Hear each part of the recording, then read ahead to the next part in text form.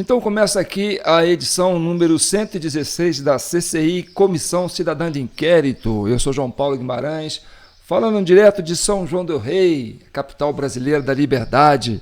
Aqui é Minas Gerais, um estado de espírito. E nós estamos chegando nos finalmente, ou no início de um grande começo, assim, se você prefere. Eu prefiro achar que nós estamos no início de um grande começo. Alguns acham que nós estamos no fim. Eu acho que nós estamos no início. Quando se fecha uma porta, abre outra. Não é assim? Deixa eu beber uma água aqui.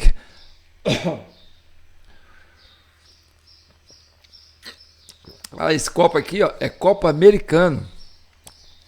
Você sabe quem que inventou o copo americano? É um são-joanense chamado Nadir Dias Figueiredo. Depois você pesquisa. Nadir Dias Figueiredo. Nadir Figueiredo, o inventor do copo americano, para a gente tomar um cafezinho, tomar um leitinho. Então tá. Então o tema de hoje é sobre a importância da democracia para se chegar ao entendimento do 8 de janeiro. E hoje não tem vídeo. E vai ser um vídeo curto também. Sou eu aqui falando com vocês. Então se vocês têm paciência para ouvir, fiquem aí. Se não tem, eu lamento. Então, eu estou trabalhando o relatório da CCI. E é um relatório bem amplo. Vocês vão ficar pressionados com o resultado que a gente vai trazer aqui. Porque ontem eu estava triste. Eu até falei sobre a questão do Oriente Médio, sabe? Mas outras coisas também me entristeceu. Porque você sabe que eu passei por um cantinho menor aqui para poder dar conta de tocar o barco aqui com vocês. Então eu estou deixando meu antigo habitat. E ontem foi um dia triste também, porque ontem eu desmontei minha oficina de marcenaria, onde eu fabrico meus joguinhos, sabe, educativos, que eu vendia na banca lá, na Avenida Presidente Tancredo Neves. Aí tá lá minhas máquinas, desmontei as máquinas, meus estoquezinhos, tá tudo ali parado. E aí minha irmã estava lá comigo, e eu comentando com ela, falei, que dó parar com isso, eu estava tão feliz, tão animado.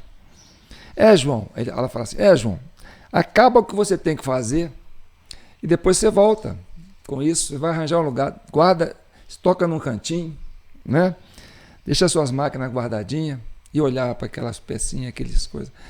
Eu ficava numa paixão. E você sabe que desde o dia 30 de outubro do ano passado, eu não fabriquei uma peça. Porque quando aconteceu o 30 de outubro, que eu vi que deu um pane na sociedade, e eu acompanho política há muito tempo, porque, gente, eu vou contar uma coisa para vocês que vocês vão ficar impressionados. Eu tenho a mesma idade do Aécio Neves, neto de Tancredo. Nascemos no mesmo ano. O Tancredo já era, né, macaco velho na política e tudo mais. E o Tancredo tem umas passagens com o meu avô aqui. Meu avô sempre foi uma pessoa de pouca instrução, só tinha um segundo ano primário e construía casas, sabe? Assim, autodidata, ele fazia prédios, quer dizer, fazia casas de 2 andares, 3, e vendia, e pegava dinheiro, comprava do terreno e fazia, e ia vivendo disso. E nessa época, o Tancredo era advogado aqui em São João del Rei, então eles tinham uma convivência. Eles não eram tão amigos, não, mas eles conviviam. O Aécio nasceu de um casamento de um político também, né, que é o Aécio Cunha, que já foi deputado também, né, com a filha de Tancredo. E ele nasceu em Belo Horizonte, foi para o Rio de Janeiro, né, foi viver a vida playboy, aquela coisa toda. Eu nasci no interior do Triângulo Mineiro, eu nasci em Uberlândia. Meu pai era militar na época, servia o tiro de guerra, era o tiro de guerra lá de Uberlândia. Depois, militar é assim, fica um tempo num lugar, depois vai para o outro, né? Aí eu nasci em Uberlândia, depois mudei para Uberaba, depois eu mudei para Brasília. E em Brasília eu morei 2 vezes no setor militar urbano. Então, aquele ambiente do QG ali, onde o pessoal concentrava ali para fazer manifestação, ali foi palco da minha infância. Então isso mexeu muito comigo, sabe?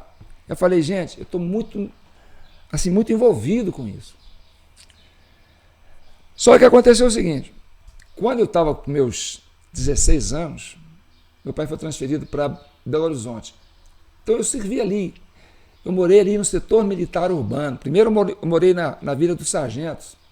Meu pai veio lá de baixo, soldado, engajado, entendeu? Cabo, depois fez a ESA, né? Então não foi aspirante logo não, veio de baixo. E aí, meu filho, eu cresci ali, sabe? Pequeno, eu entrava naqueles quartéis ali, no PE, no BGP, na infantaria, ali onde tinha a cavalaria, entrava ali na intendência, entendeu? Entrava ali na artilharia. Eu brinquei em cima de tanque de canhão, queimei meu pé numa moto, dessas motos presidencial, as coisas, né? Queimei minha canela num negócio desse. Então eu cresci, sabe? Na época que ainda era o governo militar, eu cresci vendo aqueles generais passando naqueles, acho que era Cinca, né? Aqueles carro preto Impala, sei lá o que, Aeroíris, aqueles carro preto, passava aqueles cara todo imponente. Eu cresci vendo o poder. E nunca senti, sabe, a cultura da democracia ali, porque Brasília era uma cidade que não tinha história. Eu sou da idade de Brasília. Então Brasília estava começando. Ali tinha muita terra, entendeu? Depois eu mudei para um conjunto habitacional que eram uns prédios, chamados Cruzeiro Novo, ainda está lá. Quando eu falo, quadra 407, bloco G, apartamento 103, Cruzeiro Novo, onde eu passei a maior parte da minha juventude, da minha infância, ali em Brasília. Aí depois, quando meu pai chegou a oficial, nós voltamos ali para o setor militar urbano. E aí eu fui morar já na Vila dos Oficiais. E eu aprendi a dirigir ali, onde o pessoal, entendeu? Eu tirei as minhas primeiras experiências com carro, foi ali, porque aquele retão ali era fantástico para você dirigir. Então, e nisso aí, o Aécio foi crescendo na praia, né, Belo Horizonte e tal, e já era chegada ao Tancredo, então. Aí veio as diretas, né? Quando veio as diretas, eu mudei para Belo Horizonte. E aí Minas estava começando aquela coisa de Tancredo, né? Governador de Minas, aquela coisa toda, o PT nascendo. Eu tive colegas lá que ajudou a fundar o PT, eu vi isso lá. Então eu fui crescendo, já começando a sentir, sabe, o gosto, sabe, da democracia, porque Brasília não tinha eleição, né? Até os 16 anos a gente não sabia o que era eleição, não tinha eleição em Brasília. E aí, meu filho, eu comecei a viver isso. E o Aécio começou a colar no Tancredo. Começou a viajar com o Tancredo, aquela coisa toda, o treto do governador e tal. Aí eu vim para São João. Meu pai reformou, aposentou, ele veio antes, eu estava fazendo escola técnica, formei e vim com ele, vim depois, uns 2 anos depois, 1 ano e meio depois. E aí eu vim respirar São João del Rei. Vim respirar a cultura de São João del Rei. Aí eu mergulhei fundo na cultura de São João del Rei. No mesmo momento que eu estava aqui, foi na época, 1985, eu era presidente de um diretório acadêmico aqui. Aí o Aécio já se lançou candidato a constituinte na época. Então o Aécio, eu até na época me envolvi com ele aqui, de uma certa forma, a gente trabalhou um jornalzinho na época. Eu era garoto, tinha 25 anos, né, 85, tinha 25 anos. E aí eu já fazia faculdade aqui, na escola onde Tancredo estudou. E aí, meu filho, comecei a mergulhar na política. E o Aécio foi viver Brasília, né? Viver os poderes em Brasília. E eu fui viver São João del Rei, fui viver a cultura de São João del Rei. E, meu amigo, São João del Rei é uma energia, sabe, que te cativa. Então você sai de um lugar que é Brasília, que não tem, assim, recaldo, né? Não tem caldo político, não tem raiz, não tem história, e cai numa cidade como São João del Rei. Então aquilo foi para mim um choque de cultura muito grande. Foi um momento assim de muita vibração. Estou viajando na maionese aí com vocês, né? Não, mas vocês estão me conhecendo. Aí eu pergunto para vocês, onde é que vocês estavam esses anos todos? Aí você pergunta, João, onde é que você estava? Eu estava aqui em São João del Rei, acompanhando a política. Então tá, voltando aqui à questão, eu saí então ontem, deixei meus negócios lá, então eu fiz o papel inverso, né? Quando o Aécio foi para Brasília, eu saí de Brasília e vim para São João. E o Tancredo tinha uma coisa que ele falava o seguinte, toda vez que ele tinha um problema para resolver, ele tinha uma questão política para resolver, ele vinha para São João, para respirar o ar de São João, para se inspirar em São João, São João del Rei. Porque São João del Rei é uma terra que inspira, entendeu? E aí, meu filho, a gente tem que pensar na democracia. E aí o 30 de outubro foi onde a democracia sofreu o maior arranhão que eu entendi até então, nos meus 62 anos. Eu fiz 63 anos agora. E eu acompanho política daqui, desde lá para cá. Então, 30 de outubro, meu amigo, eu mergulhei aqui, fiquei eu com vocês aqui falando, entendeu? Todo dia, quase, eu estou sempre aqui, vocês já acostumaram comigo. E eu acostumei com vocês. Né? Então, a gente tem uma química já. E aí, fomos trabalhando essa coisa, eu acompanhando o pessoal aqui na frente dos quartéis, e eu sempre tentando entender as coisas e tal. Né? As famílias divididas, meus entes queridos, a maioria, né, já era de esquerda, voltando ao PT e tal. E aí, meu filho, foi para mim um momento assim, de muita reflexão. E quando aconteceu, perto do 8 de janeiro, dia 6 de janeiro, eu já estava sentindo o clima tenso. E eu fiz um vídeo, quem acompanhou, eu fiz um vídeo falando, olha, estamos à beira de uma convulsão social. Então, eu estava prevendo o que ia acontecer no dia 8 de janeiro. E no dia 8 de janeiro, na parte da manhã, quem viu meus vídeos sabe, pode comentar aí, João Paulo, você tinha razão. Às 10 horas da manhã, eu já estava editando um vídeo para postar, mostrando onde estavam os infiltrados, onde que eles iam participar, o que eles iam fazer. Eles iam lá depredar, ia botar a culpa no pessoal do QG, ia alimentar a mídia para uma narrativa de que o QG era... Então, eu previ tudo isso. Então, você fala, João, você estava participando. Não, eu estava prevendo, eu anunciei antes, como diz o... Né? É como se eu tivesse assim, um radar, né, que eu falasse assim, o João está entendendo o que o diretor da Polícia Federal, né, reuniu lá no dia 6 com a equipe lá, com o staff da segurança do Distrito Federal e falou, eles vão invadir o prédio. No último vídeo está lá aí falando, né? Quem mostrou foi o candidato do PT. Está lá, eles vão invadir o prédio, vão invadir o Supremo, vão invadir o Congresso, vão invadir os ministérios e tal. Quer dizer, é como se eu tivesse, uma ligação química com Brasília, com São João del Rei. Então, São João del Rei sempre respirou liberdade, sempre respirou democracia. Brasília, que era centro do poder, eu cresci no meio dessa bagunça toda. E aí acontece o que aconteceu no 8 de janeiro. Dali para frente, meu amigo, dali para frente, eu não pensei em mais nada. E são o quê? Do 8 para cá, nós já estamos em outubro, né? Mês 10. Tem 10 meses que eu estou aqui refletindo com vocês para chegar no entendimento da democracia. E vamos fazer um grande relatório. E agora, gente, para a gente continuar avançando, a gente precisa refletir, fazer reflexão. E eu gastei esse tempo aqui para falar sobre isso. E eu vou chegar onde que eu quero. O equilíbrio do poder se chama democracia. Democracia é a vontade da maioria. Estou segurando um pedaço de, um pedaço de madeira aqui. Aliás, essa madeira aqui é pau-brasil, viu, gente? É pau-brasil. Certo? Estou segurando uma madeira de um pau-brasil. E aí você fala, o que você quer falar com isso, João? A democracia está aqui, tá? Esse é o Brasil e essa é a democracia. Como é que você estabelece a democracia? Um equilíbrio dos poderes. Aí o que é o equilíbrio dos poderes? É assim. Estão me ligando.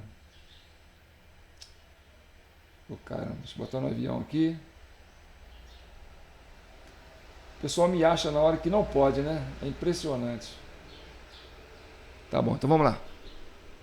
Vai ligar de novo. A democracia. Então vamos lá. O que é o equilíbrio dos poderes? É o centro gravitacional. Tá certo? Aí você pergunta, João, quem que manda no Brasil? Quem que sempre mandou no Brasil? A esquerda ou a direita? Quem é mais forte, a esquerda ou a direita? Quem que decide as coisas nesse país? A esquerda ou a direita? E aí, vocês vão ficar surpresos quando eu disser para vocês. Não é nem a esquerda, nem a direita. O poder da democracia está no centro. Por isso que o pessoal fica assim, centrão, centrão. Quem governa sempre é o centrão. E olha, tem sido assim, sabe? Desde que começamos a votar. Quando começou a democracia, quer dizer, quando começou a eleição direta, para estabelecer a eleição direta, o que aconteceu? A esquerda teve que caminhar para o centro. E o centro e a direita teve que caminhar para o centro. Então o Tancredo, que vinha com perfil de esquerda, que era mais conciliador, veio para o centro. E o vice do Tancredo era o José Sarney, que era da Arena, que era, né, da base do governo, dos governos militares. Ele caminhou para o centro. Então foi uma aliança. Aí nasceu a nova república, nasceu da aliança entre a esquerda e a direita. E para onde que eles foram? Eles foram para o centro. E aí conseguiu equilibrar. Entendeu? Aí você fala, mas e depois? Depois veio o Collor com o Itamar. O Collor era dito pelo Brizola, filhote da ditadura. Né? A família dele, a história do Collor, tinha, né, um pouco a ver com os apoios dos governos militares. E o Itamar Franco era de esquerda, e era Minas. Minas é equilíbrio, né? Minas sempre foi o centro gravitacional da política de Minas do Brasil. Tanto que aí nasce o café com leite, a política do café com leite e tal. E aí o que acontece? Vem o Itamar com o Fernando Collor, né? Estabelece um equilíbrio. Aí, imaturidade política, começamos ainda, né? Cai o Collor, entra quem? Entra o Itamar Franco. E aí o Itamar Franco governa dentro de um equilíbrio das forças políticas de centro, né? De esquerda e direita. Aí vem as eleições. Aí o PT lança candidato e quem procura uma aliança forte é o Fernando Henrique, que é de esquerda, saiu do PMDB, foi mais para PSDB, mais um pouco para o centro, e trouxe quem? E trouxe o Marco Maciel, lá do Rio Grande do Norte. Né? Quer dizer, lá é Pernambuco, né? Eu sei que é do Nordeste. Trouxe ele para o centro. Então trouxe a esquerda do Nordeste, porque o Nordeste gosta de ser esquerda, aí fez um governo de coalizão. E o PMDB sempre esteve no poder. Sempre esteve no poder. Na época o Temer chegou a ser presidente da Câmara, né? E o PMDB sempre esteve no poder. Ou com o PT, né? Ou com o PSDB, sempre esteve no poder. Aí veio o Lula. Lula falou, perdemos uma, perdemos duas, perdemos três. Na quarta, o que o Lula fez? Foi buscar um empresário mineiro, industrial. Então, quer dizer, o proletário foi buscar o quê? O industrial? Alencar era um homem de direita, um industrial, né? Praticamente era um empresário industrial. E aí o que aconteceu? Os dois foram para o centro governar. Aí veio a Dilma. A Dilma era um pouco mineira, era esquerda, né? Juntou com o PMDB de vice. PMDB centro, sempre centro. PMDB governando. Dilma caiu, quem que assumiu? PMDB. junto com o PSDB, né? E aí vem agora essa chapa, que vem a chapa do Bolsonaro, né? Bolsonaro era um paulista de direita, pegou um general que é considerado de direita, ficou uma chapa de direita. Aí, meu amigo, o que aconteceu? O centro gravitacional, aqui à esquerda, aqui à direita. Então, Bolsonaro,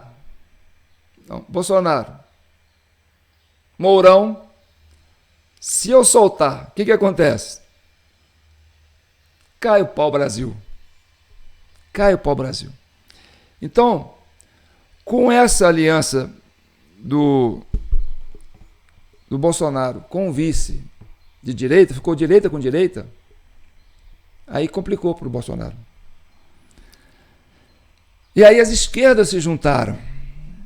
As esquerdas se juntaram. Por quê? Porque se você for muito para a direita, aqui, ó, olha o peso da esquerda. Ela vai jogar o pau para baixo. E aí, quando o Bolsonaro lança a chapa dele, Bolsonaro e Braga Neto, outro general, então, quer dizer, forçou a barra do equilíbrio. Tá certo? Então, é importante ter a direita? É importante ter a direita, porque a direita, se ela não existir, vai ficar só a esquerda, o pau cai. É importante ter a esquerda? É importante ter a esquerda, porque se não tiver a esquerda, vai governar só a direita, o pau cai. Então, meu amigo, a gente tem que buscar sempre o equilíbrio. E o equilíbrio é o centro. Então, o que acontece? Para a direita governar, ela tem que caminhar para o centro, para pegar o equilíbrio. A democracia é o equilíbrio desse pau-brasil. E aí, meu amigo, quando a gente assistiu o 8 de janeiro, eu vi que juntou PSDB com PT. PSDB é esquerda. Moderado, mas esquerda. O PT é esquerda. PSOL é esquerda. Então juntaram todas as esquerdas. A esquerda foi crescendo, juntou a esquerda. O que ela fez? Pum, derrubou. A direita ficou só isso aqui? Pum, derrubou o Brasil. O Brasil caiu. No dia 8 de janeiro, o desequilíbrio aconteceu. Foi uma semana de governo de PSDB com PT, pum, o pau caiu. E o Brasil broxou. Então, a gente precisa o quê? Agora, buscar o equilíbrio. A gente precisa olhar para o centro gravitacional. Então a direita tem que olhar para o centro, para buscar esse equilíbrio. Entendeu? Se a direita ficar só criticando a esquerda, ela não vai alcançar o equilíbrio. Vai ficar desigual essa disputa. Por quê? Porque a esquerda está pesando. PSDB e PT, PSOL, PCdoB, PSB, está todo mundo no poder. E aonde está a direita? Entendeu? Por isso que o 8 de janeiro nasceu de uma forma violenta daquele jeito. É a autoconfiança do poder, da supremacia. Não, nós vamos fazer um esquema lá, o pessoal facilita a entrada, quebra tudo, vê se esse vídeo de amarelo, papapá, e a gente vai e prende esse povo, que não fez nada, mas vamos prender esse povo para eles calar a boca. Por quê? Porque o poder ficou muito grande na mão da esquerda. E a gente precisa voltar a equilibrar esse país. Tá certo? Aí a CCI tem essa missão. Você que está aí me assistindo, você vai ver como nós vamos trabalhar esse conceito ao longo desses próximos meses, essas próximas semanas, que o relatório está se fechando. Vocês vão entender direitinho como é que a gente enxerga esse momento e como é que nós vamos buscar o equilíbrio, né? Para que o Brasil volte a ter um governo transparente, cristalino, igual essa água nesse copo americano, idealizado por um são joanense, Nadir Figueiredo. Pesquisa no Google aí, Nadir Figueiredo, conhece a história dele. É um senhor empresário. Então tá, meus amigos. Eu tinha que fazer esse vídeo hoje, por quê? Porque nós estamos nos preparando, né, para o RESOC. Né, o RESOC. O RESOC é o grande relatório da sociedade civil. RESOC, relatório da sociedade civil. Isso é inédito. Vocês vão acompanhar comigo. E todo o entendimento que eu estou construindo aqui está sendo feito através dos comentários que vocês fazem nos nossos vídeos. E aí eu peço a entender vocês, tem a turma da esquerda que vem e comenta também, a gente sempre recebe o pessoal bem, eles vêm às vezes, né, com a mão, né, com pedras portuguesas na mão, a gente, espera aí, negão, calma, pode vir, entendeu? Fala o que você quiser, você será sempre bem-vindo aqui. Porque a gente quer saber o que vocês pensam, a gente quer entender vocês. Então a direita não pode chegar e falar, sai daqui, esquerdista, sai daqui, petista, sai daqui, demônio. Não, vem cá conversar com a gente. A gente quer isso, a gente quer caminhar para o centro. Então, a gente quer diminuir essa distância entre a esquerda e a direita. Para quê? Para a gente chegar no centro. E a hora que a gente chegar no centro, que a gente vai conseguir esse equilíbrio aqui, ó, nós vamos restabelecer a democracia nesse país. Porque a democracia é isso, ó, é o equilíbrio entre os poderes. Certo? E quando você tem um equilíbrio, você tem condições de pensar com a razão, trabalhar a verdade de uma forma mais cristalina, mais transparente. E aí, meu amigo, tudo isso que aconteceu aqui nesse ano, talvez a partir do dia 30 de outubro, talvez a partir do dia 8 de maio, entendeu? Vai ser apenas uma página virada da nossa história. E tudo isso vai ser apagado, porque nós vamos restabelecer a justiça, a ordem social e a normalidade. Tá certo? Porque a bandeira brasileira, que tem no seu centro um escrito que chama Ordem e Progresso, é o seguinte: a turma da esquerda que se diz progressista, a turma da direita se diz ordem. Então, a turma da direita quer pôr o Brasil em ordem, para que os progressistas possam fazer a nossa bandeira, né, voltar a brilhar no nosso mastro, né? Eu não tenho palavras bonitas para falar, não, porque antigamente era assim, né? Os políticos faziam aquelas oratórias, aquelas coisas todas, né? Então eu estou aqui chamando vocês para essa reflexão, tá certo? Então eu acredito na CCI, eu acredito muito nessa plenária que está aí comentando, curtindo, compartilhando, se inscrevendo, trazendo novos inscritos, contribuindo aí na chave Pix, jpnoticias@gmail.com. Tá aqui, ó, eu estou nessa gaveta aqui, que é um apartamento pequenininho, mas é porque vocês estão me ajudando, porque eu estou com a minha oficina parada. Ai, que pesar. Um dia eu vou mostrar para vocês os brinquedos que eu faço, vocês vão ficar doidos. Eu trouxe uma peça dessa para dar para o meu inquilino aqui, o rapaz que eu estou alugando aqui, meu senhorio aqui, né? Ele ficou doido. Falou, não, João, você é fantástico, isso aí é um barato, tem que registrar, tem que patentear. Eu falei, não, cara, isso é para ser de domínio público. Enfim, eu sou João Paulo Guimarães, falando direto de São João do Rei, a capital brasileira da liberdade. Aposta em mim, vocês não vão perder. E eu estou apostando nessa assembleia da CCI. Vocês estão fazendo história. E vocês vão ficar nos anais da história. E nós vamos ser uma referência, não só para o Brasil, mas para o mundo. E aqui eu quero elogiar a participação do pessoal de Angola. Tem uma turma de Angola que acompanha a gente aqui, porque eles falam português igual a gente.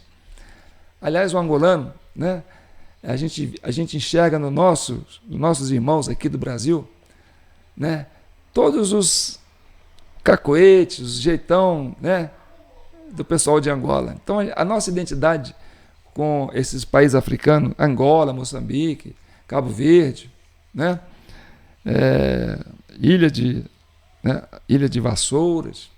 Então, a gente tem um carinho, um apreço muito grande por esses povos que são raízes da nossa cultura, né? Que fez essa mistura do brasileiro aqui. Então, nós não estamos só no Brasil fazendo história, nós estamos criando sementes na África. Olha que coisa linda! Um abraço aí para a turma de Angola. Eu vou ficando por aqui, sou João Paulo Guimarães, direto de São João del Rei, a capital brasileira da liberdade. Não perca a esperança, certo? Eu estava triste ontem, porque tem essa coisa do Oriente Médio que abate a gente. Desarrumei minha oficina, mas eu não vou abandonar vocês. Tá? Então não me abandonem, que eu não abandono vocês, e nós vamos ter grandes experiências aqui. Vai ser fantástico, tá bom? Um abraço, e eu volto mais assunto aí das comissões.